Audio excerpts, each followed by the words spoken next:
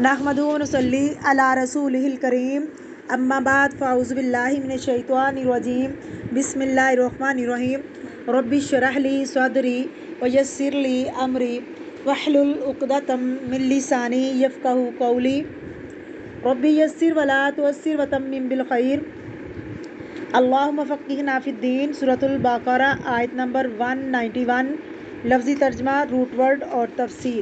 وَاقْتُلُوهُمْ اور قتل کرو ان کو، حیث جہاں بھی، ثقفتموہم پاؤ تم ان کو، مقابلے کی غرض سے، کسی کو سامنے پانا، یعنی جہاں تمہیں کسی سے مقابلہ ہو اور وہ سامنے مل جائے۔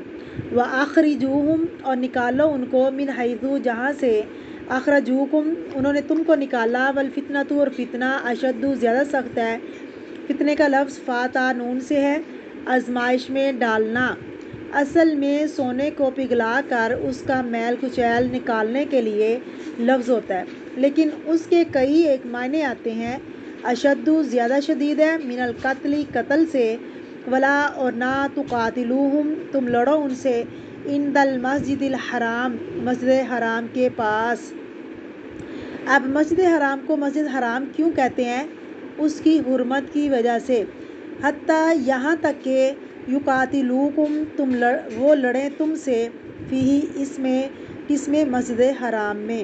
فَإِن قَاتَلُوكُمْ اگر وہ لڑیں تم سے، فَاقْتُلُوهُمْ پس تم بھی قتل کرو ان کو، كَذَلِكَ اسی طرح، جزاء بدلہ ہے، الکافرین کافروں کا۔ بسم اللہ الرحمن الرحیم۔ تفسیر۔ وَاقْتُلُوهُمْ اور ان کو قتل کرو، اب یہاں مسلمانوں سے کہا جا رہا ہے، جو کفار مکہ ہیں ان کو تم مار سکتے ہو، حیث ثقفتموہم جہاں بھی تم ان کو پاؤ، وَأَخْرِجُوهُمْ اور نکالو ان کو، من حیث اخرجوکم جہاں سے انہوں نے تم کو نکالا۔ کہاں سے نکالا تھا؟ مکہ سے۔ والفتنۃ اشد من القتل اور فتنہ قتل سے بھی زیادہ سخت چیز ہے۔ فتنہ سے مراد یہاں اللہ کے راستے سے روکنا ہے، اس لیے قتل کی اجازت دی جا رہی ہے، کیونکہ جب آپ صلی اللہ علیہ وسلم مکے میں اسلام کی دعوت دے رہے تھے تو وہ انہیں اللہ کا پیغام دینے نہیں دیتے تھے۔ ساری لڑائی کس پر تھی؟ کہ تم اللہ کا نام نہ لو، اللہ کے نام کی دعوت نہ دو، انہیں دعوت کرنے کا کوئی موقع یا حق نہ تھا۔ آج کے دور کی طرح حالات نہ تھے کہ جہاں چاہیں آپ اسلام کی دعوت دیں۔ وہاں اسلام کی بات کرنا سب سے بڑا جرم تھا، جس کے نتیجے میں انہیں جان مال اولاد سے ہاتھ دھونا پڑا۔ تو اس لیے کہا جا رہا ہے، یہ تمہارے دشمن جو دین سے روک رہے ہیں، کلمہ پڑھنے کی بنیاد پر اتنے ان پر ظلم و ستم کر رہے ہیں، تو اس شدت کو توڑنا ہوگا تاکہ لوگوں کے لیے دین کا راستہ آسان ہو۔ یہ ایک حقیقت ہے، اللہ کے رسول نے انسانوں کے لیے فکری آزادی کا راستہ کھولا۔ اس سے پہلے جبری دور تھا۔ جبری دور کیا تھا؟ کہ کوئی اپنی مرضی سے دین نہیں سلیکٹ کر سکتا تھا۔ خصوصاً مکہ اور عرب کے ہاں قبائلی نظام تھا، اور اس میں ہر قبیلے کا سردار جس دین طریقے پر ہوتا، سارے قبیلے کو اسی دین پر رہنا ہوتا تھا۔ اگر ایک شخص کسی اور دین پر جاتا، سارا قبیلہ اسے بائیکاٹ کر دیتا، اس کے لیے رہنے کی جگہ نہیں ہوتی تھی۔ یہاں پر دیکھیے، اللہ کے رسول صلی اللہ علیہ وسلم اور آپ صلی اللہ علیہ وسلم کے ساتھیوں نے طرح طرح کی اذیتیں سہ کر اس فتنے کو ختم کیا، کیونکہ اس سے پہلے لوگوں کی بات وہ ہوتی تھی جو سردار کی بات ہوتی تھی۔ اگر وہ اجازت نہیں دیتا مسلمان ہونے کی، تو آپ مسلمان نہیں ہو سکتے۔ ان میں سے جو طاقتور تھے، بہادر تھے، وہ تو اپنی مرضی کر لیتے تھے۔ جو عام لوگ تھے، وہ اس وقت تک مسلمان نہیں ہو سکتے جب تک ان کے بڑے نہ کہتے۔ اسی وجہ سے آپ دیکھیے، سب سے زیادہ اسلام کا پھیلا صلح حدیبیہ کے بعد اور پھر فتح مکہ کے بعد۔ اسی کے بارے میں آیت نازل ہوئی، اذا جاء نصر اللہ والفتح۔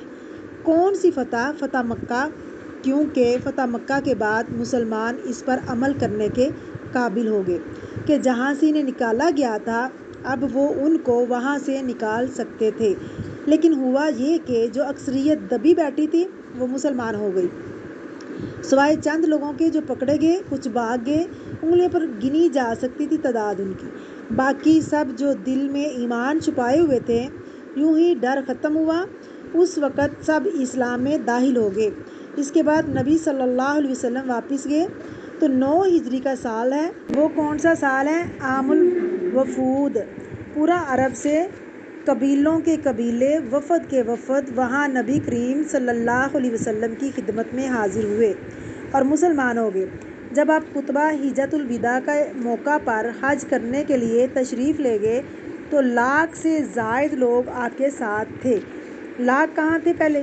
سارے چپ کر بیٹھے ہوئے تھے، دل میں مانتے تھے آپ کو کہ آپ اللہ رب العزت کے آخری پیغمبر ہیں، اللہ کے آخری رسول ہیں، اللہ ایک ہے، محمد صلی اللہ علیہ وسلم اس کے رسول ہیں، لیکن کہہ نہیں سکتے۔ کس وجہ سے؟ اس جبر کی وجہ سے۔ اس کو فتنہ کہا گیا، اس کو توڑنا ہے تاکہ لوگ اپنی مرضی سے اللہ کے دین کو قبول کر سکیں۔ والفتنۃ اشد من القتل۔ فتنہ کا یہ جو معنی ہے نا کہ لوگوں کو اللہ کے راستے سے روکنا، اگر کوئی نہیں رکتا تو اس کو پھر ہر طرح کی سزا دینا، کیونکہ فتنہ آزمائش ہے، امتحان ہے۔ اب آپ دیکھیے کہ کوئی بھی طریقہ جس سے لوگوں کے ذہن خراب کیے جائیں اور ان کو اللہ کے دین پر عمل نہ کرنے دیا جائے، وہ ساری صورتیں قتل سے بھی زیادہ شدید ہے۔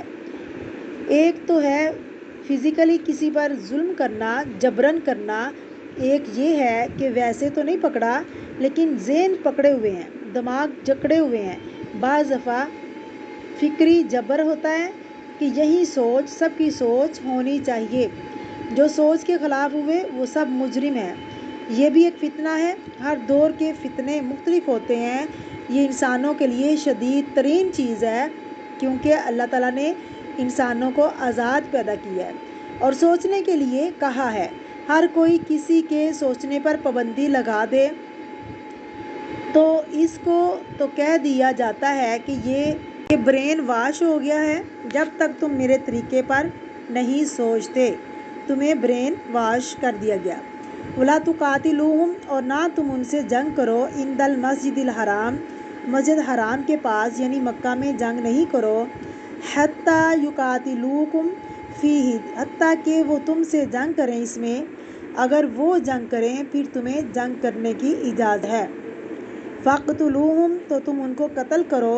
كَذَلِكَ، اسی طرح، جزاء الکافرین، یہ بدلہ ہے، سزا ہے کافروں کی، یعنی جو اللہ کے راستے پر نہ خود چلتا ہے، دوسروں کو چلنے نہیں دیتا اور اللہ کے گھر سے لوگوں کو نکال دے، جو خالص اللہ کی عبادت کرتے ہوں اور لوگوں کو زبردستی ان بتوں کی پوجا کرنے پر مجبور کرے جو انہوں نے اللہ کے گھر پر، جیسے ایک رب کے نام پر جو ابراہیم علیہ السلام نے بتوں کو جوڑ توڑ کر بتایا تھا، ایسے لوگوں کی جزا ہے کہ انہیں ختم کر دیا جائے، ایسے لوگوں کی سزا ہے کہ انہیں ختم کر دیا جائے۔ جزاء الکافرین، یہ بدلہ ہے، سزا ہے کافروں کی۔